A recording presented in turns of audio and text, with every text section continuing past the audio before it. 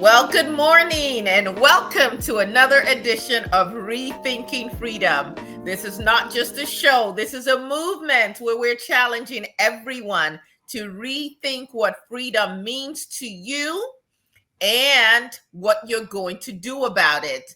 I tell you, we are living in really treacherous times. There are things that I have read about, but I had never experienced up until now. And all of us who are paying attention should be very concerned. And if you're not paying attention, I hope someone around you wakes you up because the time to take action is now. So today we have an incredible guest with us. I'm so excited that you're taking time out of your schedule to be with us today. Solange Hamel, welcome to Rethinking Freedom. Good morning. Good morning. I am super happy to be here. Thank you for having me. Thank you, thank you, thank you. So today we're going to be talking about taking action. We want to get some education on our bills. We hear that knowledge is power, but then you also hear that ignorance is bliss. I think there are people in each camp. But what we do know is that those who don't know their history are bound to repeat it. And staying ignorant just allows you to be more easily manipulated by people. And by the time you find out what's going on, it might be a little too late. So we are excited to have you here. And I wanted to start off with just a brief introduction, what I know about you, but what I hope you would be willing to share, further with our guests. And that is that in addition to being an educator, you were an educator before you moved to Texas. You got here as fast as you could. Yes, I am.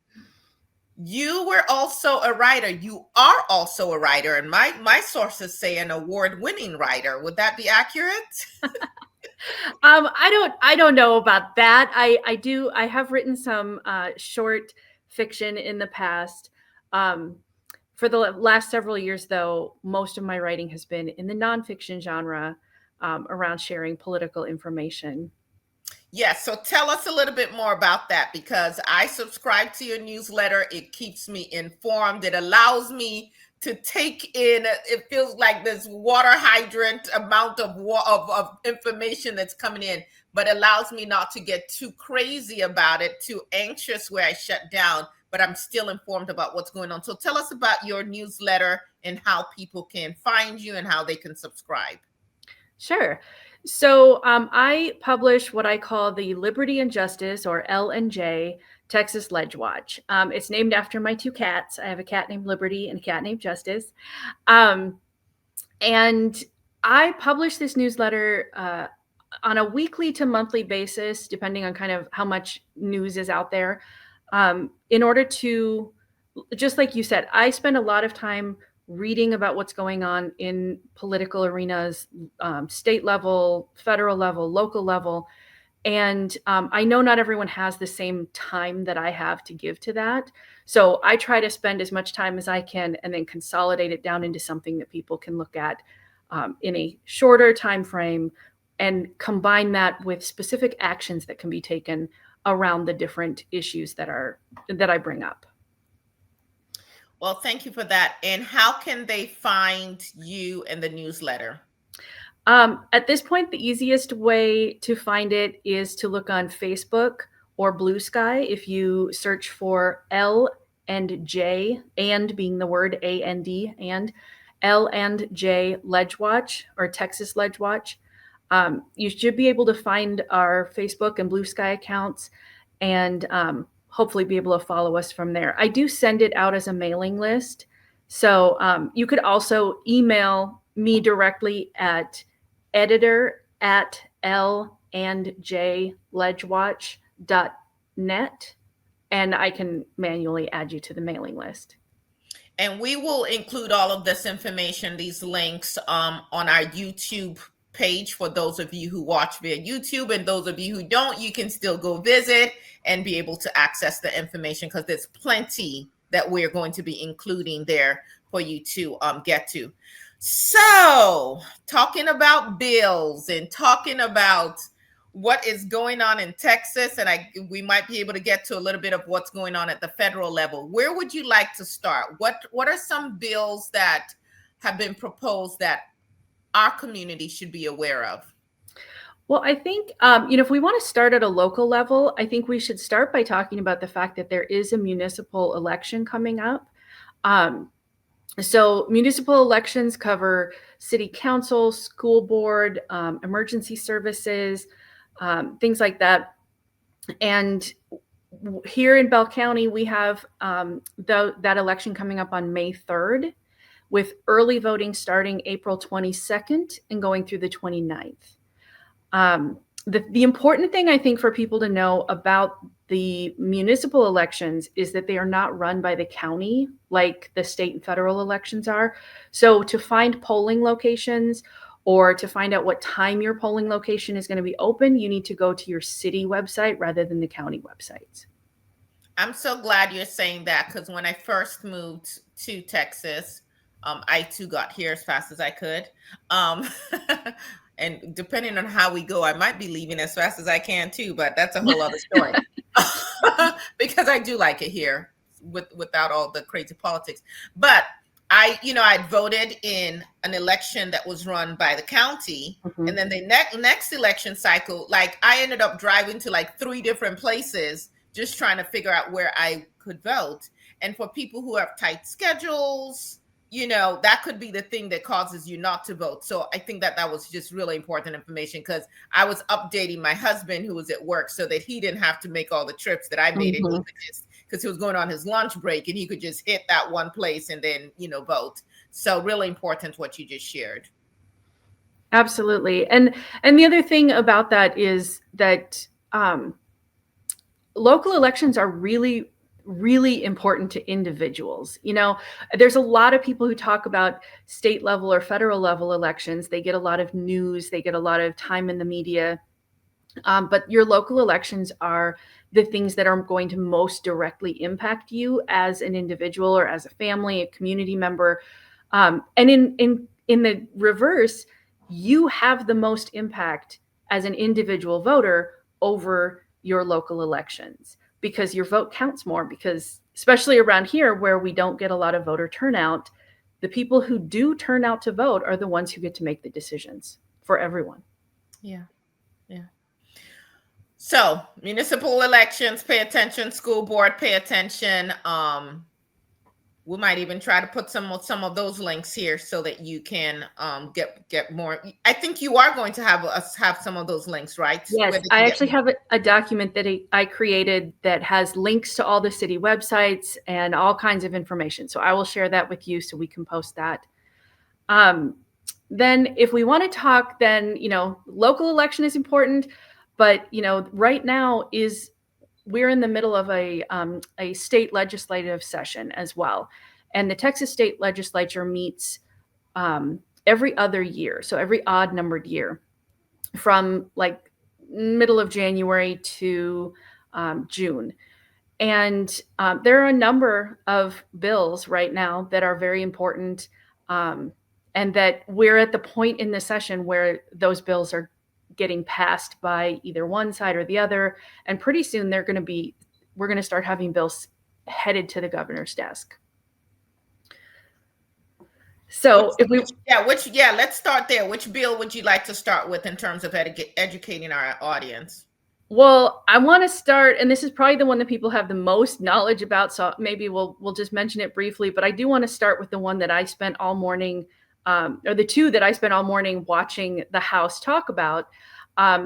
Senate Bill 2, SB 2, is the school voucher bill that Governor Abbott has been pushing for several years now, that his billionaire donors want him to get passed.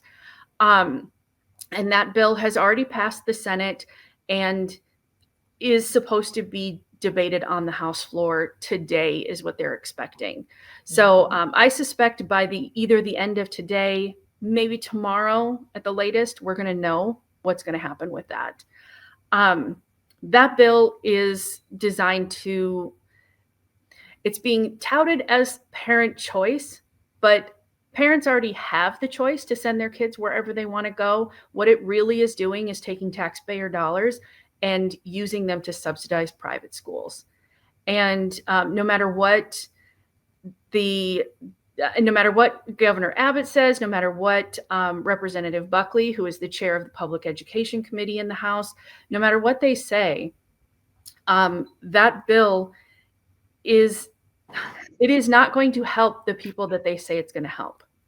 It is going to help the people who are already in private schools or who are really close to being able to be in private schools.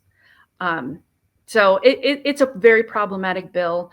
I know lots of people are talking about it right now, but we're going to find out what's going on with that one soon. And kind of tied closely to that one is House Bill 2, which is a bill that is authored by Representative Buckley, who is, the representative here in Bell County for House District 54. Yes. And that is his school funding bill, and that for public schools. And it will give our public schools more funds, not as much as they need. It gives about half of what is needed to get our public school funding up to what the level that it was back in 2019, given inflation rates and cost of living and things like that. So, I mean, it's not bad in terms of it is giving public schools more money, but it's not good enough. And I think that's one of the things people need to be aware of. I think that is so ironic, the political games that Representative Buckley, actually, I shouldn't even call him that, just Buckley is playing with our community. First of all, basically being completely fine with the racial gerrymandering of District 54 to ensure that he and his ilk stay in power. His support for the anti-quote unquote CRT bill, as though there was any critical race theory being taught in any of our K through 12 schools, being pro this anti-abortion group or whatever they're calling themselves, but basically being anti-women. And now, on the one hand, sponsoring a bill that is going to pull money away from public schools, but then on the other hand, doing just enough to say, oh, but I'm also sponsoring a bill that's going to put money in public schools. And so these are the games that are played, and people aren't always following it, because if you really cared about public schools, we should not be talking about funding school vouchers. Exactly. So just interesting. And it is a political game. It is meant to distract and to confuse. And I called Buckley's office. Well, I called him today, yesterday, the day before. But when I called and said how disappointed I was in SB2 and how it was taking money from public schools, immediately they pivot. Oh, well, have you heard about HB2? It's going to be so. And I was like, no. Yes, I've heard, and I know exactly what the game is here. So, it's all meant to be as confusing as possible and to essentially trick people into thinking that they're doing the right thing for the community and for the families and for the voters that put them in office. And they're not. They're doing what they're told to do by high dollar donors, their big donors from outside of Bell County. Yes. And that is truly unfortunate to see someone who is a son of this area, someone whose parents and whose family members have deep roots in public schools, basically be the architect and the hammer that is being used to take apart public schools. And I could, on a whole different show, go in about education and how that's tied to disenfranchising people and the history of education in this country and why people have to fight so hard for equal education, for integration, and the fact that Texas, up until the 90s, was still under court order to desegregate. So there's some long-lasting issues here in history with Texas and marginalizing people that from the inception of the concept of the state of Texas under Western rule, because that's one of the reasons they broke away from Mexico. But let us carry on. What's the next bill that you would like us to know about? So there's kind of a handful of education bills that I've been watching. So let's kind of run through very quickly. The Senate has passed several bills that have gone through the Senate and are waiting. You know, they've gotten to the House. They haven't gone very far in the House yet. SB 10 is one that requires the 10 Commandments be posted in every public school classroom. SB 11 allows for a period of prayer or Bible study within public school system, you know, within the public school. Both of those are extremely problematic in the sense that they are unconstitutional. That we have a division of church and state for a reason, and our public education system is not where we are supposed to be. What's the word that I'm looking for here? It's more than teaching about it, religion. It's pushing religion. Not proselytizing. Yeah. Exactly. So those are both problematic. They were both authored by Senator Pete Flores, who is the Texas senator for the district that Bell County is in, Senate District 24. We also have SB 12, which bans DEI initiatives in public schools. So, you know, anything that has any hint of trying to make things equitable or diverse or inclusive is now something that is under attack, as we all know. And SB 13 would take the decision-making about public school libraries out of trained librarian hands and put them into the hands of school board members and essentially individual parents who make enough noise. I'm all for parents having the choice of what their kids are reading, learning. You know, everyone knows their child the best and knows, you know, what they're ready for. But I don't think it's appropriate for one parent to make decisions for every child in the school based on what they like or don't like. And all it takes for evil to thrive is for good people to say nothing. So when you're silent, that really vocal minority, if you will, end up pushing everything down the throats of everybody else. Yeah. Exactly. And they take advantage. Often it's people who don't have to, maybe there's a parent who stays at home, or, they have more time and ability to show up at every meeting and to, that's where they're spending their time, is by getting upset about things. Yeah. The last education one I really want to focus on, though, is SB 412, which it also has a bill in the House Bill 267. Those are both about, they're a legal thing, right? So they're a little complicated to talk about. But what they essentially do is they say you can't use the fact that it's an educational reason or a medical reason or a psychological reason to expose a child to something that someone might consider offensive. So, for example, that would be like sex education kinds of things, talking about reproductive systems, or, even going beyond the systems, but just talking about sexual health. Some people consider those things offensive. You can no longer say this is for educational purposes. That could not be used as a defense. Essentially, it is, again, just like with the book banning ones, it is, again, making individuals responsible or giving them the power to decide what is okay for all of our students in our public school systems. The one thing that really bugs me about those bills is that they specifically say, well, you can't show offensive material for, quote unquote, offensive material for those, educational, medicinal reasons. You can, if the person showing the offensive material is the spouse of a child. And that is a direct quote from the bill. Spouse of a child. Those two words shouldn't even really go together. They should not. Spouse and child. Like how is someone the spouse of a child? Why is a child married? By I very mean, definition.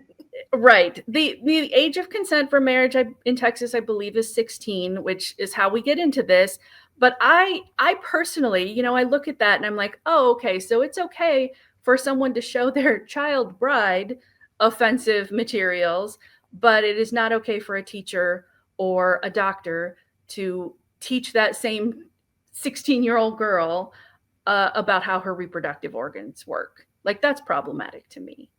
I think as I'm listening to all of these bills, it's also just understanding. Like the question I typically ask is, what problem were these people trying to solve with this bill? Like, did there was there a real problem that existed, or are they inventing problems or inventing solutions to problems that didn't exist because they're really after something totally different? And so Exactly. when you look at, you can look at just one tree here and one tree there, but we really need to take a step back and look at the forest. Like, what is the agenda here and what is the plan? Particularly as we see elements of Project 2025 being rolled out at the federal level, and we see states rolling out versions of it. I mean, Texas has been very great at workshopping some of these things to Hmm. see how much they can push against the system. And so you're taking away women's reproductive rights. You don't want women to even have access to contraceptives, to have any kind of autonomy over their bodies. You don't want young people to learn anything in schools that will tell them about the communities in which they live and that they come from. So when you say anti-DEI, they're basically saying only teach rich white men. I Yes. mean, but any other history to do with women's voting rights or um, the Alamo from any other perspective, or what has happened to African Americans in this country, or even just celebrating any other group besides rich white men is now DEI, and we are anti that. Like, what are you really anti? What are they trying to accomplish? And again, you got to look at the full forest. When you're going to federal sites and taking down people like Jackie Robinson and Colin Powell at one point, but I hear he's back up. Mm. It's like the proverbial whitewashing Indeed. history. And so women really need to pay attention as well, and we'll get into this in other ways. And so please, as you're listening to this, don't just be like, well, this has nothing to do with me. I don't care if they say the 10 commandments should be in schools. These kids are bad, they should have the 10 commandments. But the question is, would you feel the same way if I was putting up the Torah, or if I was putting up the Quran, or I was putting up voodoo, or what, the Ifa?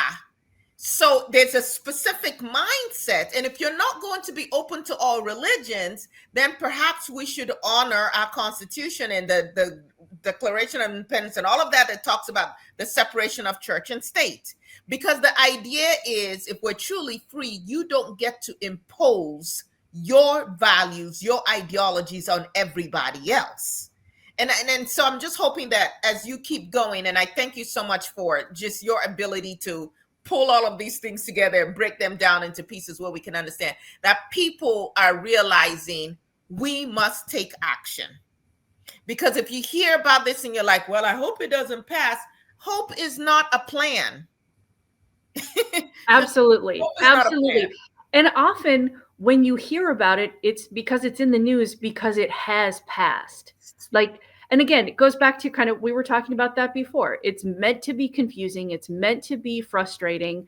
Um, it, our system right now is not, it was originally designed for individuals to have a say in their own governing.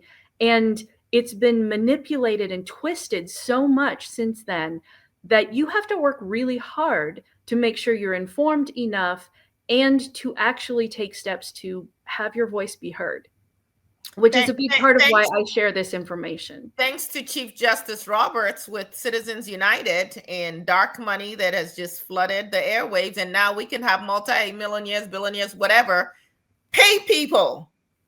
Come take this $1 million if you vote the way I tell you to vote. And apparently our judicial system hasn't pushed back on that. No, no. And it's very clear to see that when you look at things like the voucher bill here in Texas, There are a set number, a very small number of mega donors who have set this agenda and who Governor Abbott and all the rest of them are following are following orders from. And at the federal level, Elon Musk bought himself a seat in the Oval Office right next to the president. He bought the presidency. Yeah, Exactly. I think we heard his son tell Donald Trump, "You are not the president." Listen, out of the mouth of babes, he said, "Shut up! You are not the president." I saw that on live TV. Yeah. So what bill? What next would you like to cover next? Well, let's see. Kind of related to education, but kind of heading toward some of the voting rights bills.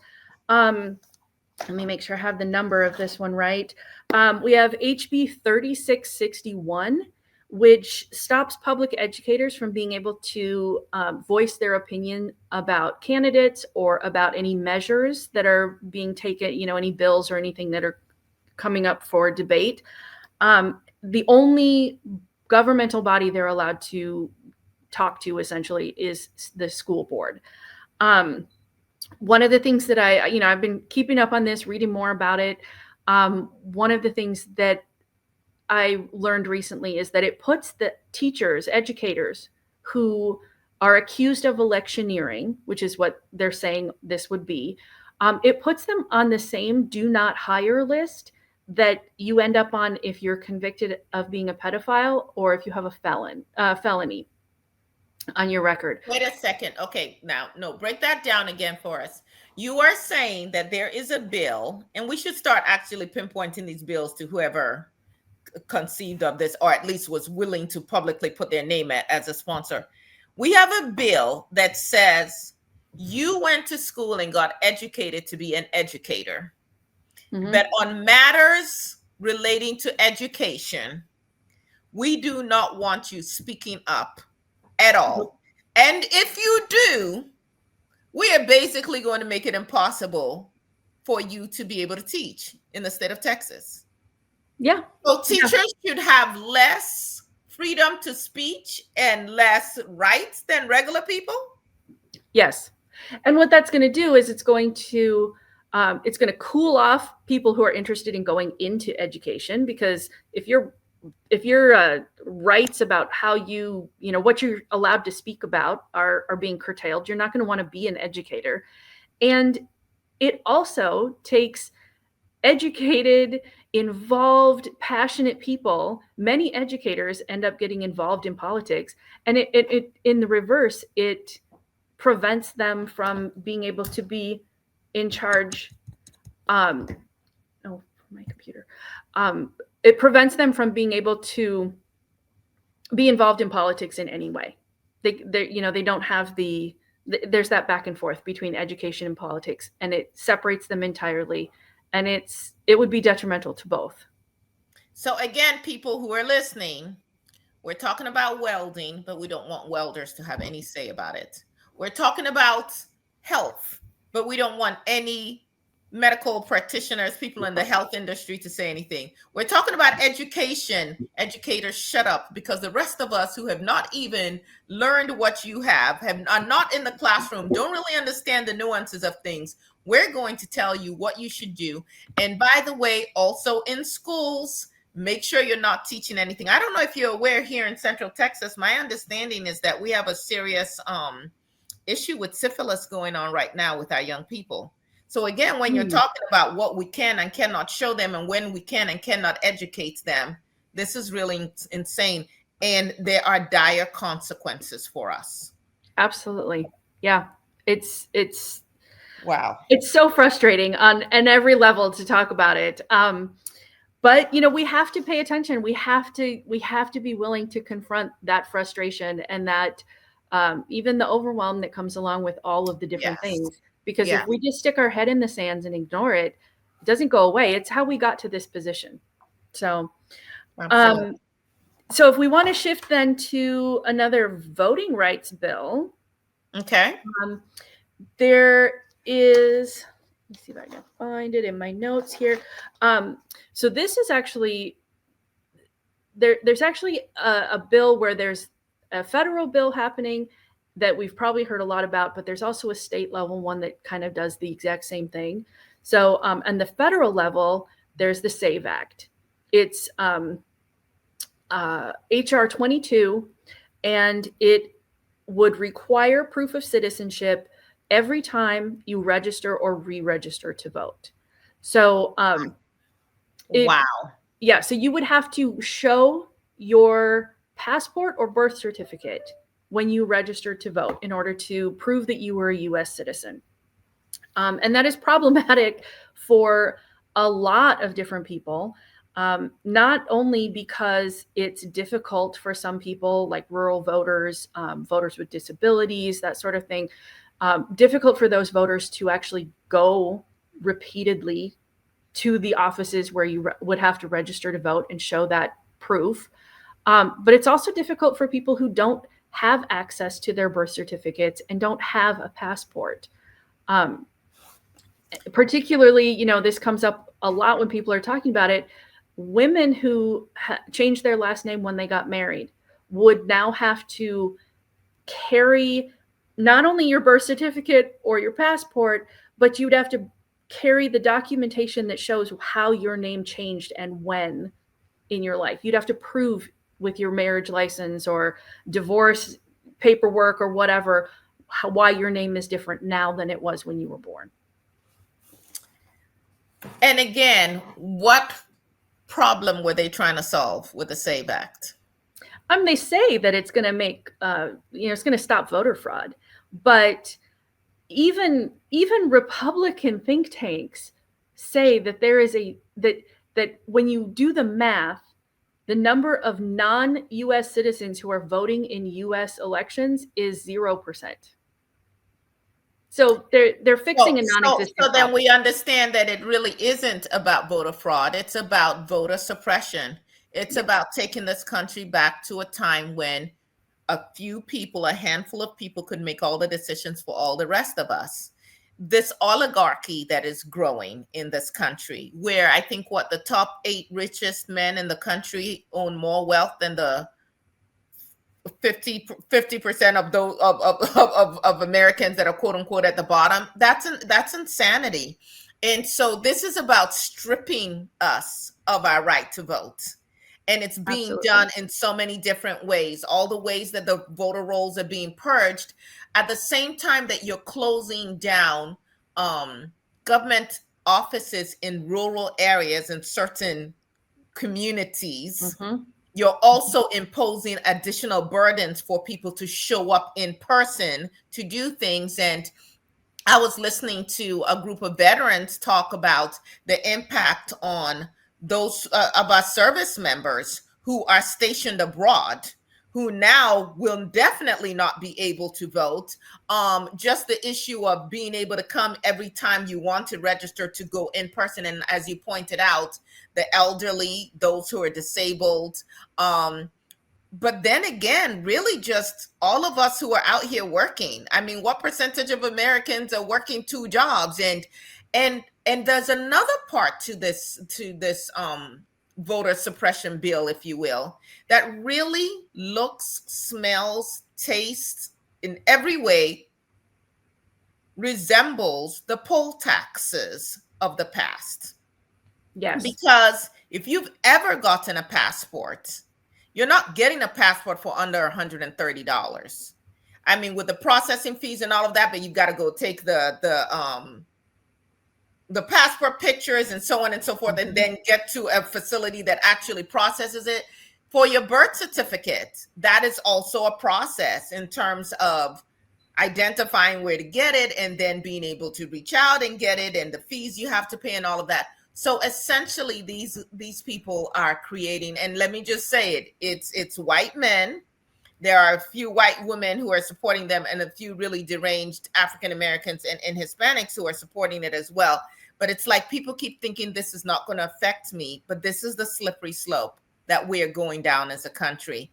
And so everybody needs to wake up if you want to maintain your rights. Yeah. Yes, and there is a similar bill that is going through the Texas legislature right now. So not only is this a federal level issue where they're trying to make it countrywide, but there is also a bill like this here in Texas that has already passed the Senate and is headed to the House. It's Senate Bill 16, and it requires any new voters to register with proof of citizenship, but it also requires currently registered voters to re-register if they did not show proof of citizenship when they were registered in the first place. Wow. And one thing that, that I would mention for our, people who are listening who live here in Bell County, especially in Killeen, I know that we have a actually very high voter registration rate because we have a lot of people who are trained to be volunteer deputy registrars. They go out into the community and they help people get registered. I'm one too. So that is a really important way that here locally we get people registered to vote. Well, VDRs are not allowed to ask for proof of citizenship. So that would no longer be a thing. Yeah. You would have to go to the county office, to the elections office to register to vote so that you were able to show your proof of citizenship. So how is the land of democracy, right? We're like the leader of the democratic world. How is it that we're becoming more and more repressive in terms of our rights and our access to the ballot? I ask myself that question on a daily basis. I actually was thinking about this as I was working on next week's newsletter already, because there's so much going on every day. I have to work on it a little bit every day just to keep up. I was working on it and I was realizing that there's this consistency that I'm seeing. If a bill is about individual rights, if it's about protecting an individual's right to make a decision for themselves, those bills are all sitting stagnant in their committees, haven't moved anywhere, haven't had public hearings, are getting nowhere.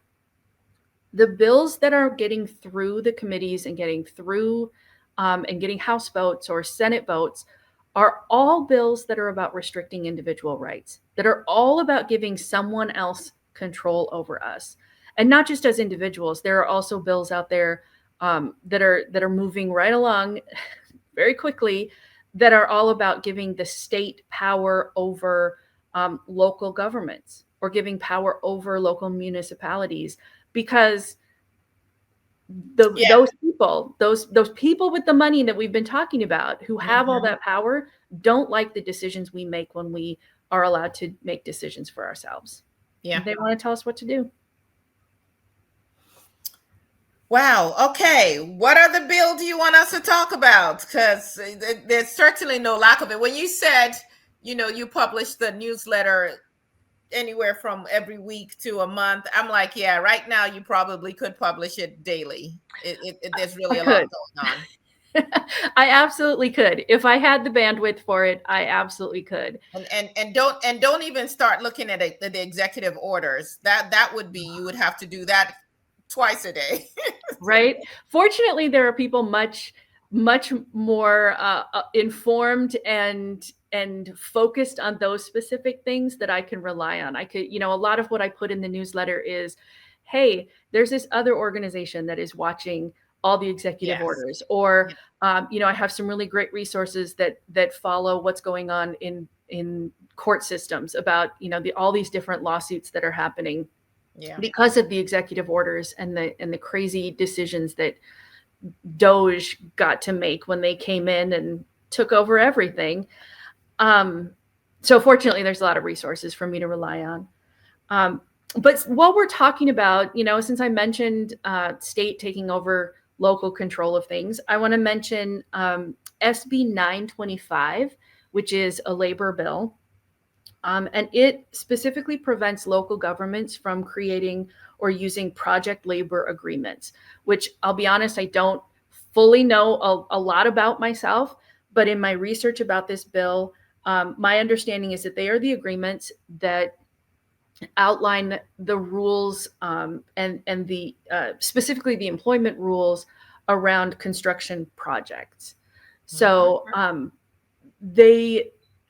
how they create competition in terms of how bids are collected. They create transparency and accountability in how quickly and how cheaply the projects get completed. Yeah. And they provide for worker safety, essentially. You know, they make sure that workers are being protected. And this bill, SB 925, says that local governments don't get to make those decisions. Again, what is the mindset behind it? What is the point? Is it so that some major donors at some level just determine who gets all the contracts in the state? Why would you not want people who are local, who understand their local issues, to have a say as to how things run? And then what happens is, I can just see it in Killeen, where someone else is making these decisions, but then people are showing up at the city council meeting upset at the city council members because look at what's happening on our roads or whatever, and they have actually zero power. Yes.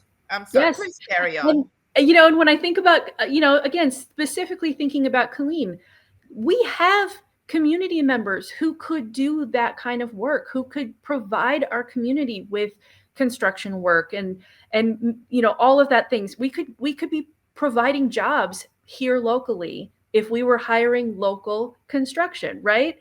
Right. But if the state is in charge of making those decisions, those jobs aren't going to go to our local construction companies. They're not going to go to our local employees. They're going to go to whoever they'll go to has the the campaign richest donors. friends. Yeah, they'll go to the campaign donor. We saw that from Ken Paxton's impeachment hearings, which was a sham. Yep. But yeah. Yep. Let's see, what else do we have? If we want to talk about health for a little bit, let's do that. Let's talk about Senate Bill 379. Okay. That is a bill which also has some federal equivalency going on. It's a bill that would restrict what food items SNAP recipients can purchase using their SNAP benefits. It basically, when it's being sold to us, it's being said as a health bill. It's where you're only allowed to use SNAP money to buy healthy foods. We're trying to make families healthier. But what it really is it's just trying to control what families can do. And the real concern that I have, I mean, there are a lot of concerns, but one of my top concerns here, again, because I live in Killeen and I know that there are so many places in Killeen where people don't have a local grocery store. Food deserts. We are talking about people who have to go to the local convenience store or the local gas station to get food at times. And if then the funds they have available for buying food are not allowed to be used in the places that they get their food, that benefit is no longer a benefit. Yeah. And again, for me, it's look at the full picture, people. This is a state that refused to take Medicaid expansion funds. Mm-hmm. The states with the highest number of uninsured citizens or people in the state. So if you cared about the health of the people in the states, you would have made other different choices, better choices. And now the way to improve health, again, what are the statistics? So what data is driving this? That people who are SNAP recipients are burdening the health industry because they're more unhealthy than regular, and I shouldn't even say, but then citizens who do not get SNAP. I mean, like, what is it? Or is it just, again, like you said, controlling people, stripping people of any rights, of any dignity, of any autonomy? You know, as a parent, I love to feed my children healthy food, but yeah, every once in a while, it's like, Mom, can I have the potato chips or whatever? And I'm already feeling bad about where I live and that I always have to say no to my child. And then now they say, can I get this 50-cent potato chips? And I'll have to say no because some jerk somewhere who's never walked a second in my shoes has decided this is their claim to fame. Let's restrict SNAP, people who get SNAP benefits from any sense of we control some aspect of our lives, even Absolutely. while we will not make sure that there's actually healthier food available. Oh, that's another consistent thing that I see with these bills. They're not about addressing actual problems. They're not about going to where the challenges that families and communities face start, which, poverty levels and lack of employment, or lack of living wage. Mental health, access Yeah, to mental health. all of Yes. those things. It's, we don't want to go back and actually solve any problems. We just want to make a bunch of bills legislating how people respond when they are stuck living in lives that leave them feeling desperate or overwhelmed or exhausted all the time. Yeah. Yeah. You had mentioned abortion rights earlier, and Yes. there are a couple bills that have not gone very far. It's not surprising to me because they are about protecting individual rights. There was some talk at the beginning of this session about clarifying the abortion bill and trying to make it so that there are fewer women who go with health concerns to their doctors and have their doctors say, my hands are tied, I can't help you. I can't help you. We've all heard the stories about women who have bled out in parking lots of hospitals because they are told, no, we can't do anything to help you, because doctors and medical centers are so afraid of getting caught up in this chaos that's been caused by the abortion ban. So there was some talk about clarifying, making doctors know, making it clearer to doctors when they can actually provide healthcare in those situations. So SB 31 and HB 44 would both do that. Neither one of those have gotten out of committee. Yeah. And also, something that I learned this week about those, that even if they did get out of committee, they protect the abortion health care of women who are or pregnant people who are dying, or whose survival would be at risk if they continued their pregnancy. Mm-hmm. There is nothing in either of those bills about the fetus and the pain or death that fetus would face if it even were to make it to term. So, and I think there's, it's kind of tied to all the other stuff. There's a lack of empathy there when you say, I don't care what this fetus is going to feel if it makes it to term and is born. I don't care whether that individual will be in excruciating pain for the minutes that it's allowed to be alive. We're not making exceptions for that. This bill, and all these bills regarding this area, that they all hit me, but this one particularly hard because I have told my daughters, apologize to them, that actually they are a generation inheriting less rights as women than the generation before. Each generation in the past had improved things for the next generation of women. But just telling them that if these laws were in place when I went through my 4 miscarriages, I could easily have been charged by Ken Paxton, because it's virtually impossible to distinguish between a miscarriage and an abortion. But with each of them, I needed a DNC. I needed to go to the hospital. I needed, well, one, let's not get into the graphics, but I needed the dead child out of here. You needed health care. I needed health care, yes. And I can't imagine, with the pain that I felt back then and that I still can connect to, I can't imagine going to any medical practitioner and being turned away or being told, yeah, well, just go languish in the parking lot. We hope it works out for you. Here's an Advil. There's not a woman I know who's chosen to get pregnant who's just like, oh yeah, and we don't care. And okay, yeah, let me just walk around for a whole week with a dead baby inside of me and hope that the cruelty, the absolute cruelty. Now, these are the same men, and I know there are women involved too, who, if they had an abscessed tooth, would seek emergency care immediately because, oh my God, that hurts so bad. But what women are being subjected to, and women, it's going to keep happening to us if we don't speak up. So I know that we're going to spend some minutes also talking about how do people get involved? How do they take action? Yes, let's definitely talk about that. There are a number of ways, and I think the quickest and easiest way, and people are not going to believe me when I say this, but the quickest way to make your voice heard to your elected officials is to make a phone call. And I know I am not a huge fan of being on the phone. I'm not a fan of confrontation, but it takes 60 seconds for me to call. Today, I made 4 phone calls. I called Senator Cruz, Senator Cornyn, I called Representative August Pfluger, and I called Representative Brad Buckley.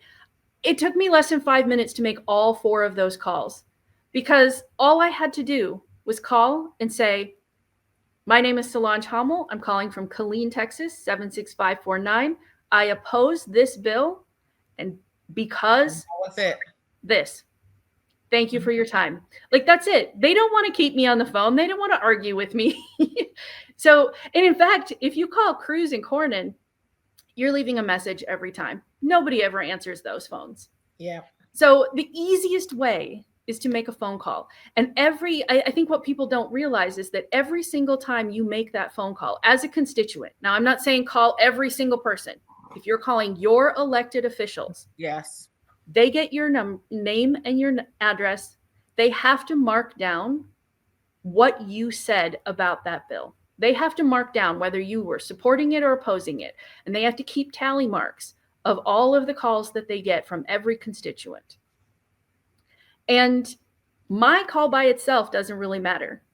But one of the things I've been taking some comfort in lately is that I know that these offices are getting 50 calls an hour from people registering their opinions.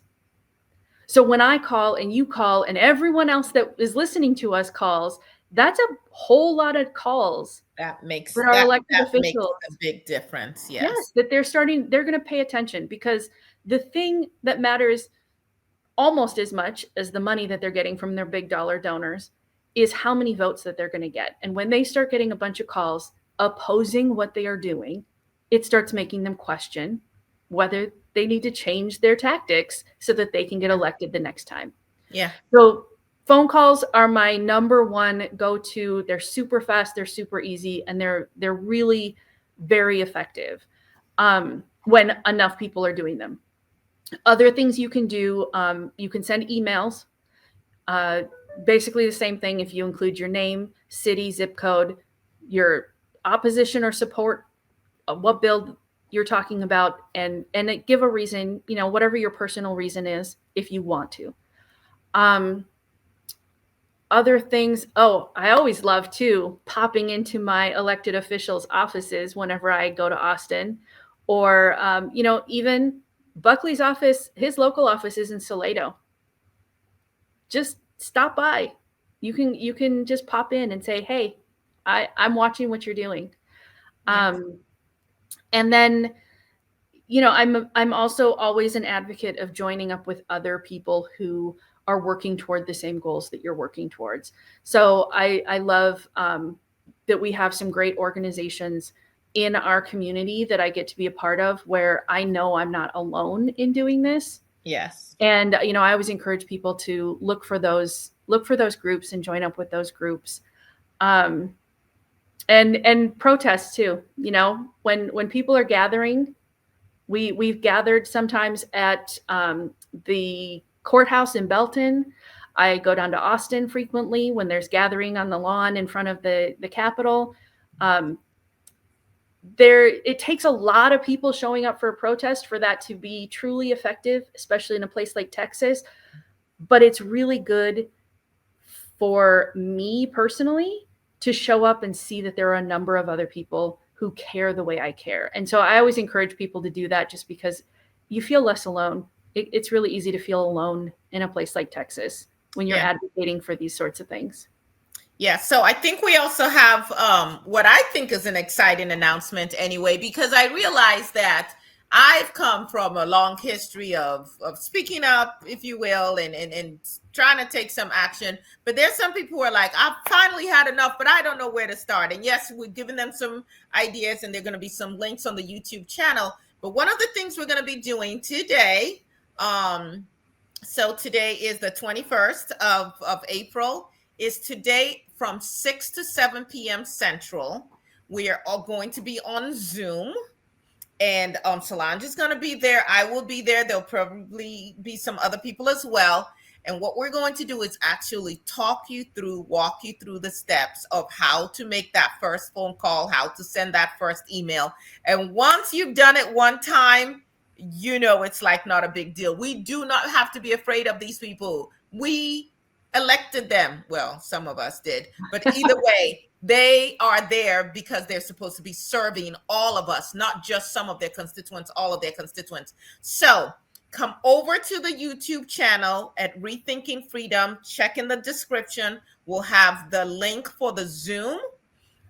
If you're a troll or a troublemaker, we will immediately take you out. We don't have time for that nonsense. But for those of you who are ready to take a stand, who are ready to get involved, please join us. It's just going to be for an hour. We're not taking up your whole evening. And really, once you come in and you get what you need, you can leave. But what we're also going to ask is share the Zoom link while we're live with other people so that other people can come in and we can make our voices heard. Because when you talked about they absolutely have to tally who calls in, my daughter interned for Senator Cory Booker. And that was one of the things she got to do, and first it was well, this is boring because you're on the phone all day and checking emails and just checking to see what people are saying. But as she got deeper into her internship, she realized how important it was, because these are the voices of the people that you're serving. And yes, they do pay attention. So the senators, your congressperson, they actually get to see, oh, we had 40,000 calls this week. And everybody was saying, or 80% of them were saying no on this bill. And like you were saying, it does get them to kind of, is this the hill I want to die on? Yeah. Absolutely.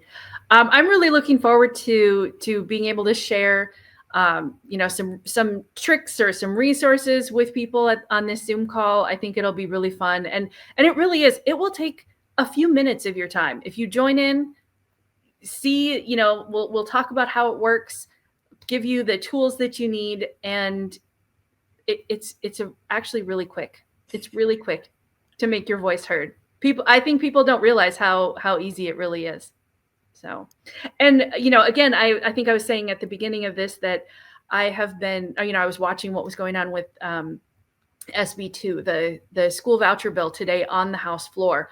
And one of the reasons it has not already passed now is because they are getting so many phone calls that they don't have, this is in my opinion, they don't have the votes, and they know it. Because people are calling and saying, we oppose this. And when enough people call, there are Republican representatives who are like, I can't vote for this. My constituents are saying no.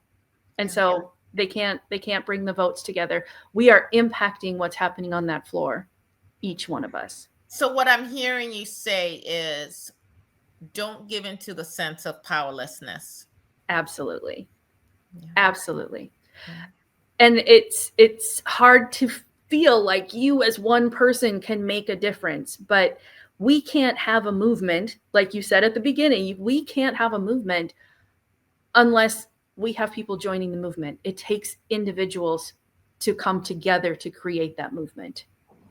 Which is precisely why they don't want you to learn anything of that history in school. Because if you don't know the history, you don't know that it's been done before. You don't know that other people with fewer resources than you did rose up and they fought for the rights that are being eroded right now, right? I think it's Frederick Douglass that says power concedes nothing without a demand. So come on, people, we can do this. And we're looking forward to seeing you on that Zoom call, 6 p.m. Central today. Go over to Rethinking Freedom at YouTube on the YouTube channel and click on that link, save it. And Solange, I can't say thank you enough. Every time I get to meet with you, work with you in any capacity, I'm just my sense of our humanity, our common humanity is renewed. Thank you. Oh, same, Aya, same. I am so grateful that you have this podcast and that you're sharing information. One of the ones that I particularly loved was when you talked through several months ago, I think, talked through all of the things in Project 2025. And, I would even encourage people to go back and watch that again, because right now, that's what we're seeing. Everything that's happening on the federal level right now is right out of that playbook. So to understand what's happening and why, we just have to look at what they're telling us they're doing.